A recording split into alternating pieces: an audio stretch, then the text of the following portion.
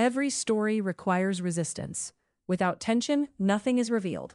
Without opposition, courage has no shape. Without temptation, goodness remains untested.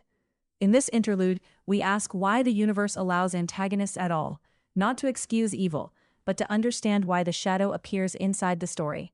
This is part 4 of Secret Societies, Karma, and the Final Choice. Interlude 2, The Burden of the Antagonist. Every story requires resistance. A tale in which all souls agree, all roads are clear, and every choice is easy may be pleasant for a moment, but it cannot carry meaning for long. Without tension, nothing is revealed. Without opposition, courage has no shape. Without temptation, goodness remains untested. This is why every story needs an antagonist. Not always a villain in the simple sense. Not always someone cruel, monstrous, or lost beyond recovery.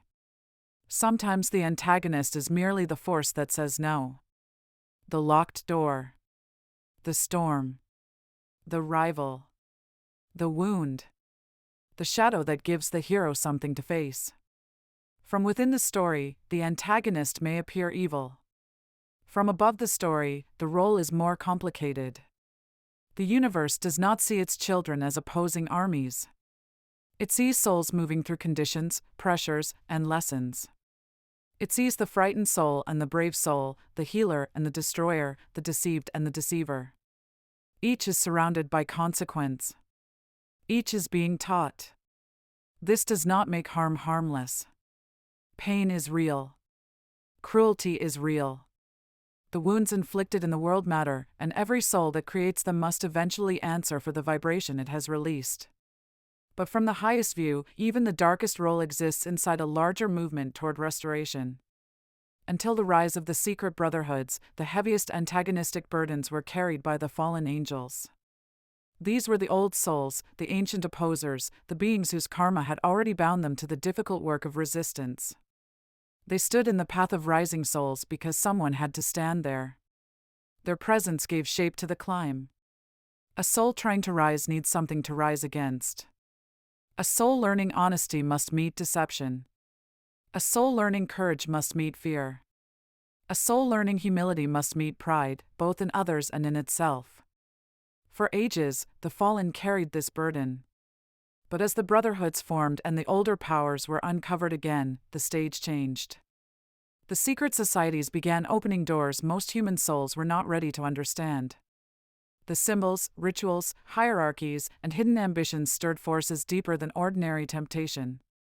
For young souls still learning the basic lessons of compassion, restraint, and responsibility, these currents were intense. Too intense, in many cases. A new human soul might stumble into secrecy and feel important before it had learned humility. It might touch influence and mistake it for wisdom. It might taste domination and think it had discovered freedom. These were not small temptations. They were old powers wrapped in modern clothing. If mankind had been left alone with them, the story could have collapsed under its own weight. So the universe provided additional actors. Special souls began to enter the darker roles. Not all of them. Never all. Human choice remained essential. Some ordinary souls freely chose the hidden path, reached for power, and accepted the consequences. That, too, was part of the story. A lesson cannot be real if no one is capable of choosing wrongly. But the larger antagonistic current needed more than accident. It needed souls who could hold difficult roles without becoming lost in them forever. Souls who had already comprehended, at a level beyond ordinary memory, that the universe is good. Souls who understood that even a dark assignment may serve a healing purpose when held within obedience to the source. This is not a luxury most rising souls can understand. To the young soul, goodness means doing what appears gentle, kind, and fair. It cannot imagine how resistance, exposure, or even apparent villainy could belong to mercy. It sees the blow, not the lesson. The darkness, not the unveiling. And this is appropriate. A young soul should not rush to justify darkness. It should learn compassion first. It should learn not to harm. It should learn to recognize suffering and respond with care. But older souls may be asked to carry stranger burdens. Some are called to heal openly. Some are called to teach. Some are called to oppose.